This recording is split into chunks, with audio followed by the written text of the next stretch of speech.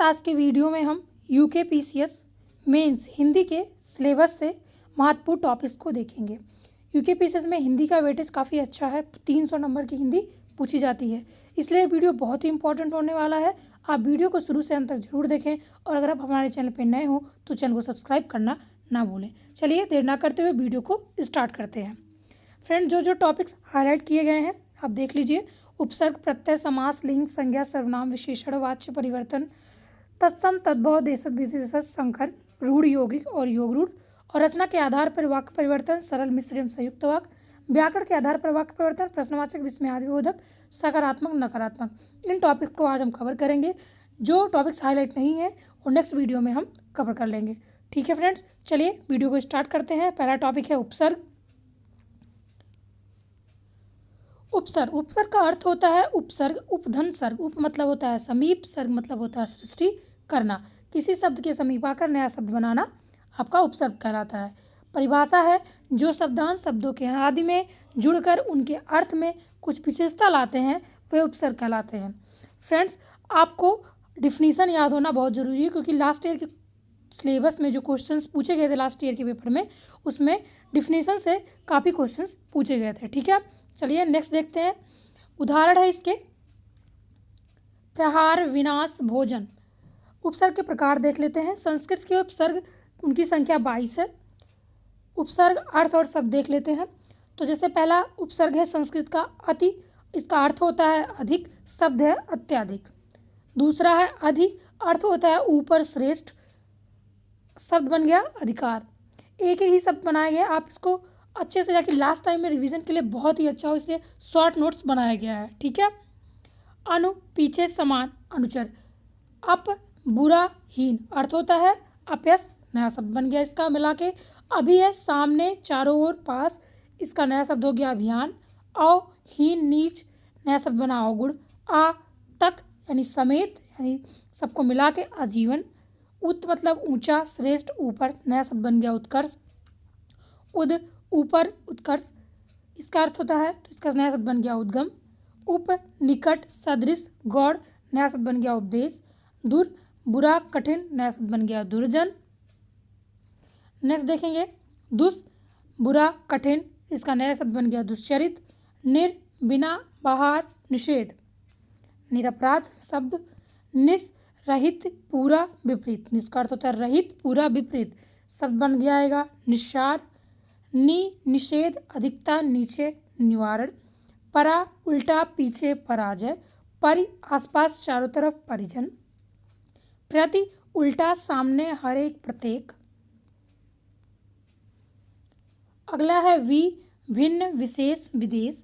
सम, उत्तम, साथ, पूर्ण, संकर, संगम, संतुष्ट, संभव, देखिए ये सब बन गए हैं। सु है अच्छा, अधिक, सुजन, सुगम। प्र है अधिक, आगे, प्रख्यात। ठीक है, अब नेक्स्ट पार्ट है इसका हिंदी के उपसर्ग। संस्कृत के उपसर्ग हमने देख लिया, अब हिंदी के देख लेते हैं। इनकी संख्या 13 ही है। उपसर्ग है आ, अर्थ होता है इसका अभाव, निषेध, शब्द बन गया अछूता, अटल। अन है अगला शब्द, अर्थ होता है अभाव, निषेध, शब्द बन गया अनमोल। नेक्स्ट शब्द है का, इसका मतलब होता है बुरा, हीन, शब्द बन गया कपूत, कचोट। कु मतलब बुरा, शब्द बन गया कुचाल, कुचैला। नेक्स्ट है दु, अर्थ हो गया कम, बुरा, शब्द बन गया दुबला, दुलारा। नि, कमी, शब्द बन गया निगोड़ा, निडर। औ, हीन, निषेध, शब्द बन गया अवगुण, अवघर। नेक्स्ट है भर, पूरा, भरपेट। सु, अच्छा, सुडौल। अध, आधा, अधपक्का, अधकच्चा। उन, एक काम, एक कम यानी 29, 59। पर, दूसरा, बाधका, परलोक, परोपकार। बिन, बिना, निषेध, सब बन गया बिन ब्याह, बिन बादल। नेक्स्ट है अरबी फारसी के उपसर्ग, इनकी संख्या 19 है। उपसर्ग है अल, अर्थ है निश्चित, शब्द है अलबत्ता, अलगर्ज। उपसर्ग है कम, अर्थ है थोड़ा, हीन, कम अक्ल, कमजोर, कम वक्त, है शब्द बन गया। अगला उपसर्ग है खुश, अर्थ बन गया अच्छा, और शब्द बन गया खुश नसीब, खुशखबरी। गैर, निषेध है इसका अर्थ, शब्द है गैर हाजिर, गैर कानूनी। दर अर्थ है में, भीतर, शब्द बन गया दरअसल। ना अभाव शब्द बन गया नापसंद, नासमझ। फिल फी शब्द बन गया में, प्रति, फिलहाल, फिर आदमी। नेक्स्ट है बा, इसका अर्थ होता है और अनुसार, बनाम, बदौलत, बदसूरत, बगैर। नेक्स्ट है बा, सहित, वाले, बकायदा, बाइज्जत, बाअदब। शब्द है बद, अर्थ है बुरा, बदमाश, बदनाम। नेक्स्ट है बर, अर्थ है ऊपर, बर, बाहर, बर्दाश्त, बर्खास्त। शब्द है बे, अर्थ है बिना। शब्द है बेईमान, बेइज्जत। नेक्स्ट शब्द है आपका बिल के साथ। शब्द है बिलाखिर, बिल्कुल, बिला, बिना, बिला वजह, बिला शक। ला, रहित, लापरवाह, लाइलाज। सर, मुख्य, सरताज, सरदार, सरंजाम। हम, समान, साथ वाला, हमदर्दी, हमरा, हम उम्र। हर, प्रत्येक, हर दिन, हर साल, हर एक। अंग्रेजी को उपसर्ग देख लेंगे, चौथा पार्ट है उपसर्ग का। उपसर्ग देखेंगे, अर्थ देखेंगे, सब देखेंगे। सब, अधीन, नीचे। सब जज, sub committee, sub inspector. Deputy, सहायक, deputy collector, deputy registrar. Vice, अर्थ है सहायक, वाइसराय, वाइस चांसलर। शब्द है जनरल, अर्थ है प्रधान, जनरल मैनेजर। नेक्स्ट उपसर्ग है चीफ, प्रमुख, चीफ मिनिस्टर। नेक्स्ट है हेड, मुख्य, हेडमास्टर। पांचवा है आपका उपसर्ग के समान प्रयुक्त होने वाले संस्कृत के अवयव। ठीक है, उपसर्ग है अध, अर्थ है नीचे। शब्द है अधपतन, अधोगित, अधोगति, अधोमुखी। अंतः शब्द है अर्थ है भीतरी, अंतःकरण, अंतःपुरी, अंतःपुरी, अंतर्मान। नेक्स्ट है अर्थ है अभाव, शब्द है अशोक, अकाल। चिर है उपसर्ग, अर्थ है बहुत देर, चिरंजीवी। पुनर् मतलब फिर, पुनर्जन्म। बहिर, बाहर, बहिर्गमन। सत, सच्चा, सज्जन। पुरा, पुरातन, पुरातत्व। ठीक है, नेक्स्ट है सम, समान, समकालीन। सह उपसर्ग हो गया आपका, अर्थ हो गया साथ, और शब्द बन गया सहकार। ठीक है, ये उपसर्ग कंप्लीट हो गया। आप देखेंगे प्रत्यय। प्रत्यय का अर्थ होता है प्रत्यय बराबर प्रतिधन आय। आय प्रति मतलब साथ में पर्क बाद, और आय मतलब होता है चलने वाला, यानी पीछे चलने वाला अर्थ हो जाएगा। इसकी डिफिनीशन देखेंगे अब। जो शब्दांश शब्दों के अंत में जुड़कर उनके अर्थ में विशेषता या परिवर्तन ला देते हैं वो क्या कहलाते हैं? प्रत्यय। ठीक है, आगे बढ़ते हैं। प्रत्ययों का अपना अर्थ कुछ भी नहीं होता और ना ही इनका प्रयोग स्वतंत्र रूप में किया जाता है। जैसे उपसर्ग का अपना एक अर्थ हो रहा था, उसके बाद वो शब्द बना रहे थे, लेकिन प्रत्ययों के साथ ऐसा कुछ नहीं होता, उनका प्रयोग स्वतंत्र रूप से किया जाता है, अपना अर्थ कुछ भी नहीं होता है। ठीक है, और इनका प्रयोग भी स्वतंत्र रूप से, ना ही इनका प्रयोग स्वतंत्र रूप से किया जाता है। आगे देखेंगे प्रत्यय के भेद। प्रत्यय है कृत प्रत्यय, तद्धित प्रत्यय। कृत प्रत्यय वे प्रत्यय जो क्रिया के मूल रूप यानी धातु में जोड़े जाते हैं। तद्धित प्रत्यय वे प्रत्यय जो क्रिया के मूल रूप यानी धातु को छोड़कर अन्य शब्दों, संज्ञा, सर्वनाम, विशेषण व अव्यय में जुड़ते हैं। लास्ट ईयर के पेपर में कृत प्रत्यय पूछा गया था। ठीक है, कृत प्रत्यय से बनने वाले शब्द हैं कृदंत यानी कृत प्लस अंत शब्द कहलाते हैं। जैसे लिख, लिख धन अक बराबर बन गया लेखक। तद्धित प्रत्यय से बने शब्द तदितांत शब्द कहलाते हैं। जैसे सेठ धन हानि यानी सेठानी। समानता क्या है? दोनों प्रत्ययों में समानता है कि दोनों प्रकार के प्रत्ययों से बनने वाले शब्द संज्ञा या विशेषण होते हैं। ठीक है, ये हो गया प्रत्यय। नेक्स्ट टॉपिक है हमारा समास। समास होता है समधन आस। सम मतलब होता है संक्षिप्त, आस मतलब कथन या शब्द। संक्षिप्त, कथन या शब्द, ये आपका अर्थ हो गया। इसका परिभाषा देखेंगे। दो अथवा दो से अधिक शब्दों से मिलकर बने हुए नए सार्थक शब्द समास कहलाते हैं। समास के नियमों से बना शब्द समस्त पद और सामासिक पद कहलाता है। समास विग्रह देखेंगे। समस्त पदों को अलग अलग किए जाने की प्रक्रिया समास विग्रह या व्यास कहलाती है। समास रचना में दो पद होते हैं, पहले को पूर्व पद तथा दूसरे को उत्तर पद कहते हैं। ठीक है, समास के भेद। कोई एक समास ना पूछ के बाकी सारे समास का भेद पूछ सकता है, क्योंकि लास्ट ईयर एक समास पूछा था और उनके प्रकार पूछे थे। ठीक है, समास उसके एग्जाम्पल यानी कि वो विकल्प पूछे थे, जैसे पूछा था उनका। ठीक है, द्विग समास देखेंगे। समास के भेद है 6। पहला समास देखेंगे द्विगु समास, जिस समस्त पद का पूर्व पद संख्यावाचक विशेषण हो वह द्विगु समास कहलाता है।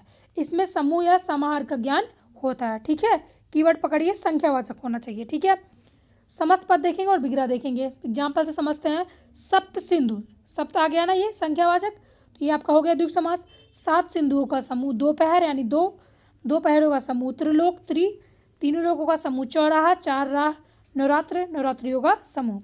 दूसरा समास है कर्मधारय समास। जिस समस्त पद का उत्तर पद प्रधान होता है तथा पूर्व पद व उत्तर पद में उपमान उपमेय अथवा विशेषण विशेष से संबंध हो, कर्मधारय समास कहलाता है। ठीक है, उत्तर पद यानी पहला पद। अब देखेंगे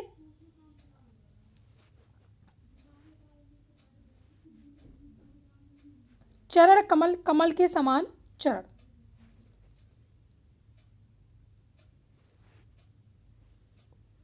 कनक लता, कनक सी लता। कमल नयन, कमल के समान नयन। प्राण प्रिय, प्राणों के समान प्रिय। चंद्रमुख, चंद्रमा के समान मुख। ठीक है, नेक्स्ट समास देखते हैं, बहुब्रीहि समास। जिस समस्त पद में कोई पद प्रधान नहीं होता है, ना कि पूर्व पद ना ही उत्तर पद, दोनों ही पद प्रधान नहीं होते हैं, दोनों पद मिलकर किसी तीसरे पद की ओर संकेत करते हैं, उसमें बहुब्रीहि समास होता है। ठीक है, यानी एक नए शब्द का और वो संकेत करेंगे, वही आपका बहुब्रीहि समास होगा। से लंबोदर, लंबा है उधर जिसका अर्थात गणेश। दशानन, दशानन जिसके अर्थात रावण। चक्रपाणि, चक्र है पाणी जिसके यानी विष्णु। महावीर, महान है वीर जो यानी कि हनुमान, यानी तीसरे बंदे की बात हो रही है, जो उसमें शब्द दिए गए हैं पूर्व पद उत्तर पद, उनकी कोई विशेषता नहीं है। चतुर्भुज यानी 4 है भुजा जिसकी कौन है वो विष्णु। ठीक है, नए शब्द की ओर संकेत कर रहे हैं। नेक्स्ट समास है द्वंद्व समास। बहुत ही अच्छा समास है। इसमें समस्त पद के दोनों पद प्रधान हो तथा विग्रह करने पर और योम या अथवा लगता है, वह द्वंद्व समास कहलाता है। इसमें दोनों ही पद इंपॉर्टेंट होंगे। नदी नाले यानी नदी और नाले। पाप पुण्य यानी पाप और पुण्य। राजा प्रजा, राजा और प्रजा। ठीक है, नेक्स्ट समास है अव्ययभाव समास। जिस समास का पहला पद पूर्व पद अव्यय तथा प्रधान हो, पहला पद यानी पूर्व पद जो होगा अव्यय तथा प्रधान होगा, उसे अव्ययभाव समास कहते हैं। इसकी पहचान होती है, जैसे पहले पद में उपसर्ग लगे होते हैं, अनु, आ, प्रति, भर, यथा, अयावत, हर आदि होता है। ठीक है, जैसे प्रतिदिन, प्रतिदिन। आधन, जन्म, अजन्म। यथाधन, संभव, यथा संभव। अनुधन, रूप, अनुरूप। भरधन, पेट, भरपेट। ठीक है, प्रत्येक दिन जन्म से लेकर जैसा संभव हो, ये आपका अव्ययभाव समास हो गया। नेक्स्ट है तत्पुरुष समास। तत्पुरुष समास काफ़ी इंपॉर्टेंट समास है, इसके खुद 6 भेद होते हैं। ठीक है, तत्पुरुष समास की परिभाषा देखेंगे।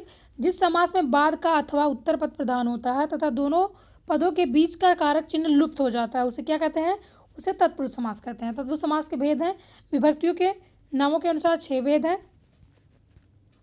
पहला कर्म तत्पुरुष, ये कौन सा है, द्वितीय तत्पुरुष। इसमें कर्म कारक की विभक्ति यानी को का लोप हो जाता है। जैसे समस्त है, विग्रह है, गगनचुंबी, गगन को चूमने वाला, यश प्राप्त, यश को प्राप्त करने वाला। को क्या है आपका, कर्म कारक है, यानी ये द्वितीय विभक्ति है, द्वितीय तत्पुरुष समास हो जाएगा इसमें। ठीक है, नेक्स्ट है कर तत्पुरुष। इसमें आपका से का लोप हो जाता है। से का अर्थ यहाँ पे क्या है, के द्वारा। जैसे करुणापूर्ण, करुणा से पूर्ण। भयाकुल, भय से आकुल। रेखांकित, रेखा से अंकित। ठीक है, यानी आपका क्या हो जाए, तृतीय तत्पुरुष समास यानी करण तत्पुरुष समास। नेक्स्ट है संप्रदान तत्पुरुष समास। ये चतुर्थी तत्पुरुष समास होता है। इसमें संप्रदान कारक की विभक्ति के लिए का लोप हो जाता है, यानी प्रयोगशाला, प्रयोग के लिए शाला, स्नानाघर, स्नान के लिए घर। नेक्स्ट है आपका अपादान तत्पुरुष। यह आपका कौन सा होता है, पंचमी तत्पुरुष। इसमें अपादान कारक की विभक्ति से अलग होने का भाव लुप्त हो जाता है। जैसे धनहीन यानी धन से हीन। पथभ्रष्ट यानी पथ से भ्रष्ट। नेक्स्ट है संबंध तत्पुरुष यानी षष्ठी तत्पुरुष। इसमें संबंध कारक की विभक्ति का, के, की का लोप हो जाता है। समस्त पद देखिए, विग्रह देखिए। राजपुत्र यानी राजा का पुत्र। राजाज्ञा यानी राजा की आज्ञा। अपराधीन यानी पर के अधीन। नेक्स्ट है अधिकृत तत्पुरुष। इसका होता है, इसको सप्तमी तत्पुरुष कहते हैं। इसमें किस कारक चिन्ह का वो लोप होता है, में पर। जैसे शोक गमन, शोक मग्न यानी शोक में मग्न। पुरुषोत्तम, पुरुषों में उत्तम। ठीक है, एक नोट पॉइंट है, देख लेते हैं। तत्पुरुष समास के उपयुक्त भेद के अलावा भी कुछ अन्य भेद हैं। उनमें सबसे प्रमुख जो है उसकी बात कर लेते हैं, वो है नत समास। जिस समास के पूर्व पद में निषेध सूचक यानी नकारात्मक शब्द लगे होते हैं। ठीक है, जैसे अधर्म, नाधर्म, अयोग, नायोग, अनिष्ट, नाइष्ट, नपुंसक, नपुंसक। तो इस तरह से हमारा समास टॉपिक खत्म हो चुका है। नेक्स्ट टॉपिक हम देखेंगे लिंग। लिंग का शाब्दिक अर्थ है चिन्ह। शब्द के जिस रूप से यह जाना जाए कि वर्णित वस्तु या व्यक्ति पुरुष जाति का है या स्त्री जाति का है, उसे लिंग कहते हैं। लिंग के द्वारा संज्ञा, सर्वनाम, विशेषण आदि शब्दों की जाति का बोध होता है। लिंग के प्रकार हैं। लिंग दो प्रकार हैं, पुल्लिंग है, स्त्रीलिंग है। हिंदी के लिंग निर्धारण है, आधार है उनके तीन, रूप के आधार पर, प्रयोग के आधार पर, अर्थ के आधार पर। ठीक है, सबसे पहले हम देखते हैं रूप के आधार पे, तो आपका हो जाएगा पुल्लिंग शब्द। अकारांत शब्द प्रायः पुल्लिंग शब्द होते हैं, जैसे राम, सूर्य, क्रोध, समुद्र, चीता, घोड़ा, कपड़ा, घड़ा आदि। दूसरा, वे भाववाचक संज्ञाएं जिनके अंत में त्वा, वा या होते हैं, गुरुत्व, गौरव, शौर्य, ये आपके पुल्लिंग शब्द होंगे। नेक्स्ट है, जिन शब्दों के अंत में पा, पन, आव, आवा, खाना जुड़े होते हैं, जैसे बुढ़ापा, मोटापा, बचपन, घुमाव, पागलपन। ठीक है, पहले हम पुल्लिंग और स्त्रीलिंग देख लेंगे, फिर उनके आधार देखेंगे। ठीक है, स्त्रीलिंग देखते हैं। पुल्लिंग हमने देख लिया।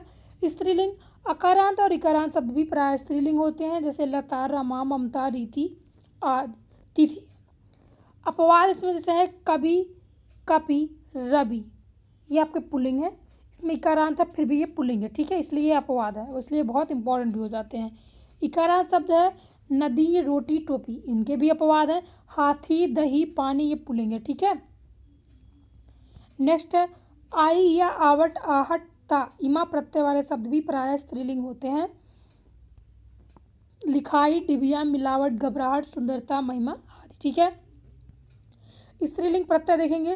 पुल्लिंग शब्द को स्त्रीलिंग बनाने के लिए कुछ प्रत्ययों को शब्द में जोड़ा जाता है, जिन्हें स्त्रीलिंग प्रत्यय कहते हैं। ठीक है, देखते हैं। संस्कृत के स्त्री प्रत्यय है आ है, तो जैसे छात्र का तो कन्वर्ट हो जाएगा, जब इसमें आ प्रत्यय लग जाएगा छात्रा।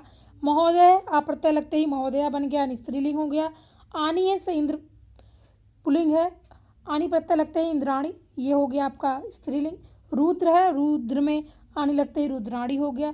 इका यानी गायक, गायिका, नायक, नायिका, इन्हीं प्रत्यय लगाते ही यक्ष, यक्षिणी, योगी, योगिनी। ई प्रत्यय लगाते ही कुमार, कुमारी, पुत्री, पुत्र, पुत्री। ती लगाते ही से श्रीमान, श्रीमती, भाग्यमान, भाग्यवती।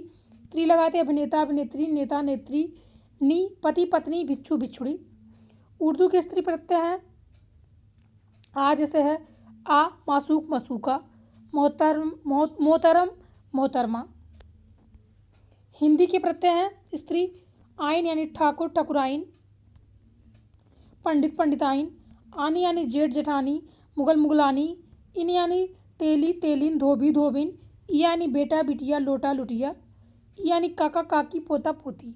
नी है मोर, मोरनी, शेर, शेरनी। आगे बढ़ते हैं। प्रयोग के आधार पर सबसे पहले देखेंगे, दूसरा वाला पार्ट है आपका प्रयोग के आधार पर हो जाएगा। लिंग निर्णय के लिए संज्ञा शब्द के साथ प्रयुक्त विशेषण, कारक चिन्ह और क्रिया के आधार पर बनाया जाता है, जैसे अच्छा लड़का, अच्छी लड़की। राम की पुस्तक, राम का चाकू, यानी पुस्तक स्त्रीलिंग है, चाकू पुल्लिंग है। राम ने रोटी खाई, राम ने आम खाया, यानी रोटी स्त्रीलिंग है तो खाई हो गया। राम ने आम खाया तो आन यहाँ पे पुल्लिंग है। ठीक है, आम यहाँ पे पुल्लिंग है, इसलिए खाया हो गया। रोटी स्त्रीलिंग थी, इसलिए यहाँ पे राम ने रोटी खाई हो गया। राम ने आम खाया, आम यहाँ पुल्लिंग था, इसलिए खाया हो गया। ठीक है, आगे देखते हैं। अर्थ के आधार पर कुछ शब्द अर्थ की दृष्टि से समान होते हुए भी लिंग की दृष्टि से भिन्न होते हैं, जैसे कवि स्त्रीलिंग में कवित्री, विद्वान, विदुषी, नेता, नेत्री, महान, महती, साधु, साध्वी, लेखक, लेखिका। ठीक है, आगे बढ़ते हैं। अब नेक्स्ट टॉपिक पे वह है आपका संज्ञा। संज्ञा का शाब्दिक अर्थ होता है नाम। किसी प्राणी, वस्तु, स्थान, भाव आदि के नाम को संज्ञा कहा जाता है। संज्ञा के प्रकार हैं। व्युत्पत्ति के आधार पर संज्ञा 3 प्रकार की होती है, रूढ़, यौगिक, योग रूढ़। इसको भी मैं विस्तार से समझाऊंगी, यह अलग से टॉपिक भी है हमारे सिलेबस के अंदर। ठीक है, नेक्स्ट है अर्थ की दृष्टि से संज्ञा 5 प्रकार की होती है। व्यक्तिवाचक संज्ञा जो किसी व्यक्ति, स्थान या वस्तु का बोध कराती है, जैसे राम, गंगा, पटना। जातिवाचक संज्ञा जो संज्ञा एक ही प्रकार की वस्तुओं का यानी पूरी जाति का, एक समूह की जाति का बोध कराते हुए जातिवाचक संज्ञा कही जाती है। जैसे नदी तो सारी नदियों का बोध करा रही है, पर्वत सारे पर्वतों का बोध करा रही है, लड़की सारी लड़कियों का बोध करा रही है। जैसे रामा, सीता अलग से नाम दे के नहीं बताया जा रहा है, तो लड़की एक जाति के, एक लिंग के बोध करा रही है। ठीक है, नेक्स्ट है द्रव्यवाचक संज्ञा, जिस संज्ञा सबसे उस सामग्री या पदार्थ का बोध होता है जिससे कोई वस्तु बनी है। जैसे ठोस पदार्थ में से सोना, चांदी, लोहा। द्रव्य पदार्थ में से तेल, पानी, घी। गैसीय पदार्थ में धुआं, ऑक्सीजन। समूहवाचक संज्ञा, जो संज्ञा शब्द किसी एक व्यक्ति का वाचक ना होकर समूह समुदाय के वाचक हो, बात करता हो, जैसे वर्ग, टीम, सभा, समिति। नेक्स्ट है भाववाचक संज्ञा, किसी भाव, गुण, दशा आदि का ज्ञान कराने वाले शब्द भाववाचक संज्ञा होते हैं, जैसे क्रोध, मिठास, यौवन, कालिमा आदि। ठीक है, ये टॉपिक खत्म हो गया। नेक्स्ट टॉपिक देखेंगे सर्वनाम। संज्ञा के स्थान पर प्रयुक्त होने वाले शब्दों को सर्वनाम कहते हैं, जैसे मैं, तुम, हम, वे, आप। सर्वनाम सर्व प्लस नाम से बनकर बना है, यानी सबका नाम। सर्वनाम के टोटल 6 भेद हैं। पहला सर्वनाम देखते हैं पुरुषवाचक, जो सब पुरुषों में यहाँ पुरुष या स्त्री दोनों आ रहे हैं, ठीक है, के नाम के बदले आते हैं, उन्हें पुरुषवाचक सर्वनाम कहते हैं। से 3 प्रकार के होते हैं, उत्तम पुरुष, मध्यम पुरुष, अन्य पुरुष। उत्तम पुरुष के अंदर आता है मैं, हम, मैंने, हमने, मेरा, हमारा, मुझे, मुझको। मध्यम पुरुष के अंदर आता है तू, तुम, तुमने, तुझे, मुझे, तूने, तुम्हें, तुमको, तुमसे, आपने, आपको। अन्य पुरुष के अंतर्गत आता है वह, यह, वे, ए, इन, उन, उनको, उनसे, इन्हें, उन्हें, इससे, उसको। ठीक है, नेक्स्ट है निश्चयवाचक सर्वनाम। निकट या दूर के व्यक्तियों या वस्तुओं का निश्चयात्मक संकेत जिन शब्दों से व्यक्त होता है उन्हें निश्चयवाचक सर्वनाम कहते हैं, जैसे यह, वह, ए, वे। यह मेरी पुस्तक है, वह उनकी मेज है। ठीक है, जो निश्चित कर दिया, यह मेरी ही पुस्तक है, ठीक है, और उनकी ही मेज है। जहाँ पे भी निश्चय हो जाए वो आपका निश्चयवाचक सर्वनाम होता है। पुरुषवाचक और निश्चयवाचक सर्वनाम में अंतर देख लीजिए, क्योंकि यहाँ पे काफ़ी कन्फ्यूजिंग हो सकता है, क्योंकि उत्तम पुरुष के अंतर्गत यह, वह, ये सब भी आ रहे थे। तो उदाहरण देख लीजिए, पुरुषवाचक के यह पढ़ता है, तो यह पढ़ता कोई निश्चित नहीं है। उदाहरण निश्चयवाचक का देखेंगे, यह मेरी बेटी है, यहाँ पे बता दिया कि वो बेटी किसकी है, मेरी है, तो यानी ये निश्चित कर दिया गया। ठीक है, जैसे वह बहुत खेलता है, वह माधुरी की पुस्तक है। जहाँ भी निश्चय आ जाएगा वो आपका निश्चयवाचक सर्वनाम हो जाएगा। आगे अनिश्चयवाचक सर्वनाम, जिन सर्वनामों से किसी निश्चित वस्तु का बोध नहीं होता है उन्हें अनिश्चयवाचक सर्वनाम कहते हैं, जैसे कोई, कुछ, कोई पढ़ रहा है, कोई लिख रहा है, कुछ खाना दे दो, समथिंग करके। ठीक है, नेक्स्ट है संबंधवाचक सर्वनाम, जिस सर्वनाम से किसी दूसरे सर्वनाम या संज्ञा से संबंध स्थापित किया जाए उसे संबंधवाचक सर्वनाम कहते हैं, जैसे जो, सो, जो आया है सो जाएगा, यह ध्रुव सत्य है। ठीक है, जो करेगा वह भरेगा, ये आपका संबंधवाचक सर्वनाम हो गया। आगे बढ़ते हैं प्रश्नवाचक सर्वनाम। प्रश्न करने के लिए प्रयुक्त होने वाले सर्वनाम शब्दों को प्रश्नवाचक सर्वनाम कहते हैं। प्रश्नवाचक सर्वनाम कहते हैं, जैसे कौन, क्या। निजवाचक सर्वनाम, जो सर्वनाम तीनों पुरुषों, प्रथम, द्वितीय और तृतीय, जो मैंने पहले बताया, में निजत्व का बोध कराए उसे निजवाचक सर्वनाम कहते हैं, जैसे यह कार्य मैं आप कर लूँगा, तुम अपने आप खा लेना, वह स्वयं खुद गाड़ी चलाता है, स्वयं मतलब खुद, आप भला तो जग भला। ठीक है, अपने से बड़ों का आदर करना चाहिए। पुरुषवाचक और निजवाचक सर्वनाम में अंतर देख लीजिए, ये भी काफ़ी कन्फ्यूजिंग है, इसलिए जैसे आप आजकल क्या पढ़ रहे हैं, यह पन पुरुष है, मैं आप चली जाऊंगी, यानी मैं खुद ही चली जाऊंगी, तुम इसे आप ही करोगे। इसमें अक्सर निजवाचक में आप शब्द का ही प्रयोग होता है। ठीक है, प्रायः। विशेषण देखेंगे, नेक्स्ट टॉपिक है हमारा संज्ञा सर्वनाम की विशेषता बतलाने वाले शब्द को विशेषण कहते हैं। विशेषण के भेद देखेंगे, पहला है सर्वनामी विशेषण। विशेषण के रूप में प्रयुक्त होने वाले सर्वनाम को सर्वनामी विशेषण कहा जाता है। पुरुषवाचक और निजवाचक सर्वनाम को छोड़कर बाकी सभी सर्वनाम संज्ञा के साथ प्रयुक्त होकर सर्वनामी विशेषण बन जाते हैं, जैसे यह मूर्तियाँ, ये मूर्तियाँ। गुणवाचक विशेषण, जो शब्द संज्ञा अथवा सर्वनाम के गुणधर्म स्वभाव का बोध कराते हैं उन्हें गुणवाचक सर्वनाम कहते हैं। जैसे देखते हैं, एक तरफ से कालबोधक, नया पुराना, ताज़ा, मौसमी, प्राचीन। स्थान बोधक के रूप में निचले विचले ऊपरले। रंग बोधक के रूप में लाल, पीला, काला, नीला। दशा बोधक के रूप में मोटा, पतला, युवा, वृद्ध। गुणवाचक के रूप में देख लेंगे अच्छा, भला, बुरा, कपटी। आकार बोधक में देख लेंगे गोला, चकोर। अब देखते हैं संख्यावाचक विशेषण, जो शब्द संख्या अथवा सर्वनाम की संख्या का बोध कराते हैं उन्हें संख्यावाचक विशेषण कहते हैं। ये 2 प्रकार के होते हैं, निश्चित संख्यावाचक, अनिश्चित संख्यावाचक। इसमें निश्चित संख्यावाचक बोध कराते हैं, जैसे 10 लड़के, 10, अब बता दिया 10 लड़के तो मतलब 10 लड़के, 20 आदमी, 20 आदमी ने संख्या आपको निश्चित कर दी गई। अनिश्चित में से कुछ नहीं, सब कुछ पुस्तकें, कुछ लोग, तो यहाँ पे निश्चित नहीं, यानी ये अनिश्चित संख्यावाचक विशेषण है। ठीक है, आगे देखते हैं परिमाण बोधक विशेषण, जिन विशेषणों से संज्ञा अथवा सर्वनाम के परिमाण का बोध होता है उन्हें परिमाण बोधक विशेषण कहते हैं। इनके भी 2 भेद हैं, निश्चित, अनिश्चित। निश्चित में से 10 किलो घी, अनिश्चित में से बहुत घी। ठीक है, अगला देखेंगे, नोट देख लीजिए। अधिकांश विशेषण परिमाणबोधक और संख्यावाचक दोनों होते हैं। विशेषण एक वचन संज्ञा के साथ आता है तो परिमाणबोधक विशेषण होता है, लेकिन विशेषण बहुवचन संज्ञा के साथ आता है तो वह संख्यावाचक विशेषण हो जाता है। ठीक है, ये नोट पॉइंट है, ध्यान रखिएगा। हमारे घर में बहुत घी है, परिमाणबोधक। उस कक्षा में बहुत विद्यार्थी हैं, संख्यावाचक। ठीक है, जब परिमाण की बात, घी तो परिमाण में ही आएगा, परिमाण में ही, और विद्यार्थी गिनती में है तो ये क्या हो गया, संख्यावाचक। विद्यार्थी तो वचन करके नहीं बताएंगे ना, इतने किलो का विद्यार्थी हैं। आगे समझ में, चलिए आगे बढ़ते हैं नेक्स्ट टॉपिक पे। नेक्स्ट टॉपिक है हमारा वाच्य। वाक्य में क्रिया पर कर्ता कर्म भाव का प्रभाव बतलाने वाले वाच्य क्या होते हैं। वाक्य में जो क्रिया पर कर्ता कर्म और भाव का जो प्रभाव पड़ता है वही आपके वाच्य कहलाते हैं। वाच्य 3 प्रकार के हैं, कर्तृवाच्य, कर्मवाच्य एंड भाववाच्य। कर्तृवाच्य पहले देखते हैं। वाक्य में क्रिया पर कर्ता का प्रभाव कर्तृ में होता है। अकर्मक तथा सकर्मक दोनों क्रियाओं के उदाहरण जो है वो होते हैं। कर्तृवाच्य के अंतर्गत अकर्मक और सकर्मक दोनों क्रियाएं आती हैं और वाक्य में क्रिया पर कर्ता का प्रभाव कर्तृ में होता है। ठीक है, उदाहरण से समझते हैं। रोहन धूप काट रहा था तो सोहन दौड़ रहा था, वह खाना खा रहा था, गीता बाजार चली गई थी, राम ने दूध पिया। ठीक है, किस पे प्रभाव पड़ रहा है, क्रिया पे। कर्मवाच्य देखते हैं। वाक्य में क्रिया पर कर्म का प्रभाव सकर्मक क्रिया होती है। कर्ता के आगे के द्वारा लगाकर कर्मवाच्य बनाया जाता है। कार्यालयों के पत्रों में कर्मवाच्य का प्रयोग होता है। उदाहरण जैसे रोहन के द्वारा धूप काटी जा रही है, लेख लिखा गया, पुस्तक पढ़ी गई। ठीक है, एक कर्मवाच्य। अगला है भाववाच्य। वाक्य में क्रिया पर भाव का प्रभाव होता है। अकर्मक क्रिया का प्रयोग होता है, सदैव पुल्लिंग में होते हैं तथा एक वचन में प्रयोग होता है। कर्ता के आगे से लगाकर पहचान की जाती है। इसमें नहीं शब्द का प्रयोग अधिकतर मिलता है। ठीक है, सोहन से, जैसे अब एग्जाम्पल देखेंगे समझेंगे उससे। सोहन से दौड़ा नहीं जा रहा था, उससे चुप नहीं रहा जा रहा था। ठीक है, ये भाववाच्य पहचानना बहुत ही आसान होता है। आप डिफिनीशन सहित एज इट अगर ऐसे लिख के आ जाएंगे आपका पूरे नंबर मिल जाएंगे। बहुत ही सटीक और कम शब्दों में ये आपको समझा दिया गया है। ठीक है, नेक्स्ट है आपका शब्दभेद में देखेंगे।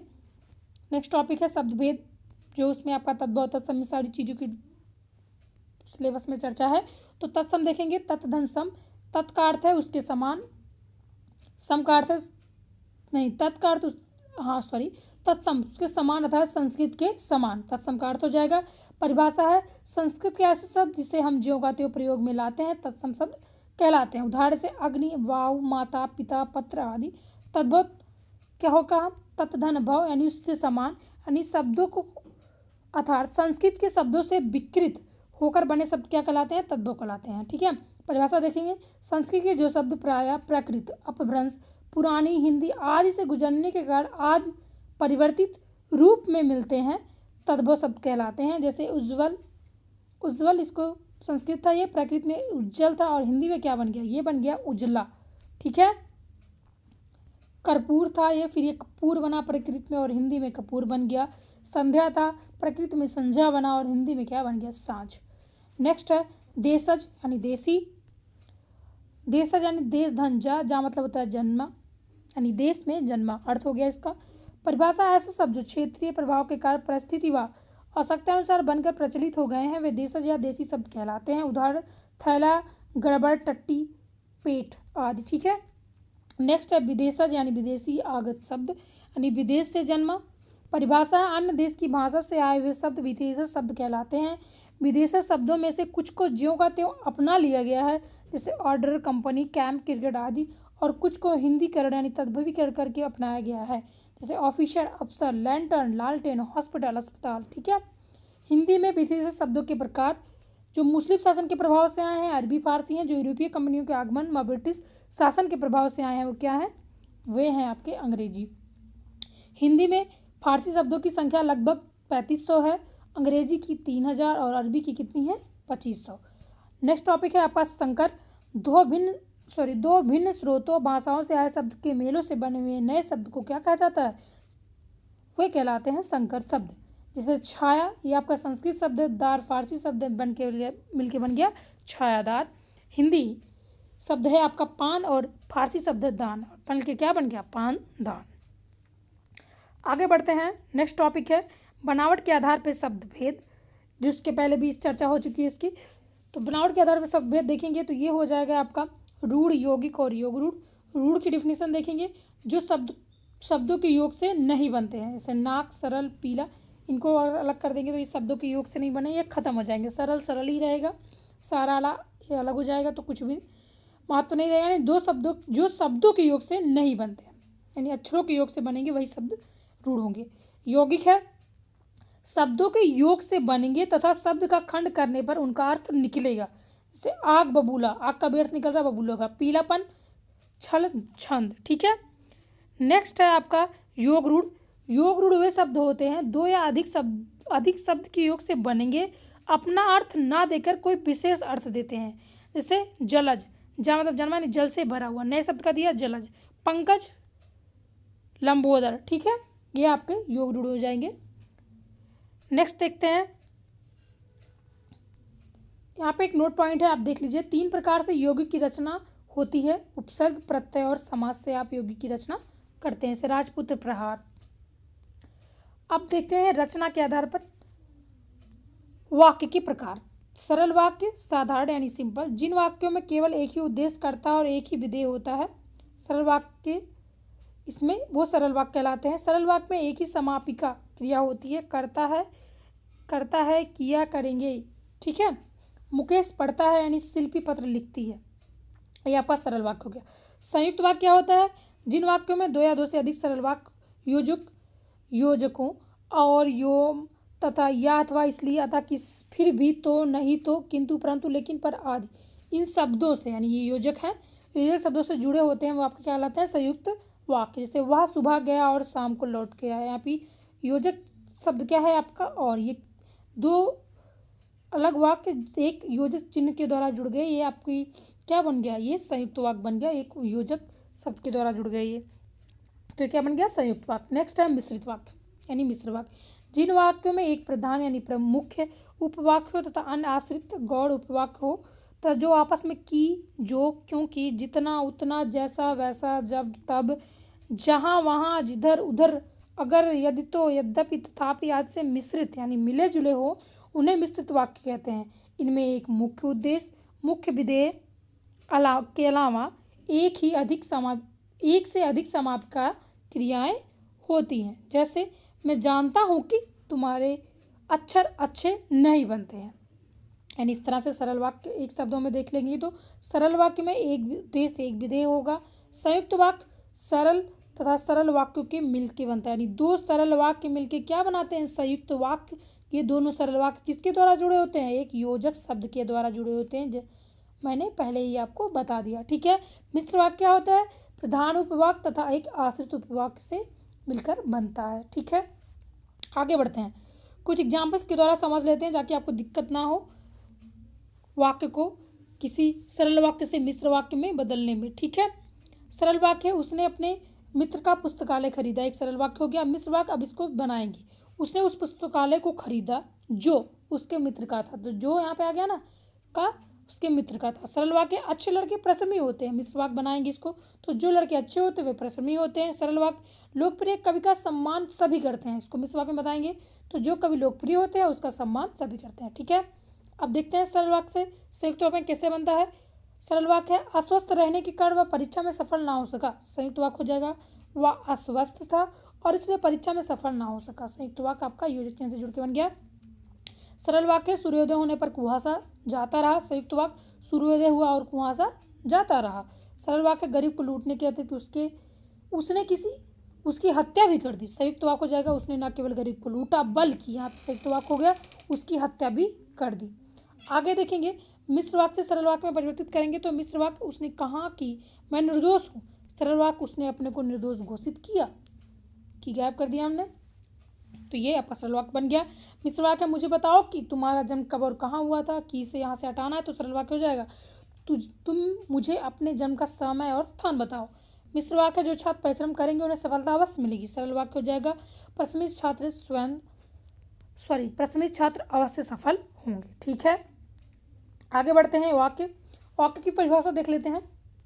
सार्थक शब्दों का व्यवस्थित समूह जिसमें अपेक्षित अर्थ प्रकट हो वाक्य कहलाते हैं। वाक्य के भेद उद्देश्य और विधेय, वाक्य के भेद देखेंगे, वाक्य के अंग थे ये उद्देश्य और विधेय।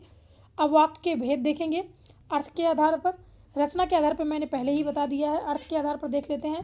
पहला भाग देखेंगे विधानवाचक, जिन वाक्यों में क्रिया के करने या होने की सूचना मिले, जैसे मैंने दूध पिया, वर्षा हो रही है। निषेधवाचक, जिन वाक्यों में कार्य ना होने का भाव प्रकट होता है, जैसे मैंने दूध नहीं पिया। अगला है आज्ञावाचक, जिन वाक्यों में आज्ञा, प्रार्थना, उपदेश आदि का ज्ञान होता है, जैसे बाजार जाकर फल ले आओ। अगला है प्रश्नवाचक, जिन वाक्यों से किसी प्रकार का प्रश्न पूछने का ज्ञान होता है वो प्रश्नवाचक होते हैं। सीता तुम कहाँ से आ रही हो। इच्छावाचक, जिन वाक्यों से इच्छा, आशीष, शुभकामनाएं आदि का ज्ञान होता है, जैसे तुम्हारा कल्याण हो, आज तो मैं केवल फल खाऊंगा। अगला है संदेहवाचक, संदेहवाचक सब देखेंगे, जिन वाक्यों से संदेह, संभावना व्यक्त होती है उन्हें संदेहवाचक कहते हैं, जैसे हो सकता है राजेश आ जाए।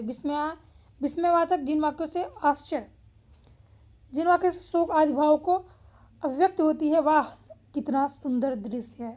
आश्चर्य, शोक, दुख, प्रेम आदि का भाव विस्मय हो उसे विस्मयवाचक कहते हैं, जैसे वाह कितना सुंदर दृश्य है। नेक्स्ट है संकेतवाचक, जिन वाक्यों से शर्त यानी संकेत का बोध होता है, यानी यह एक क्रिया का होना दूसरी क्रिया पर निर्भर करता है, जैसे यदि परिश्रम करोगे तो अवश्य सफल होगे, यानी सफल होना किस पर निर्भर कर रहा, परिश्रम करने पे, यानी एक दूसरे पर निर्भर हो तो वह संकेतवाचक होता है। अगर वर्षा होगी तो फसल भी अच्छी होगी।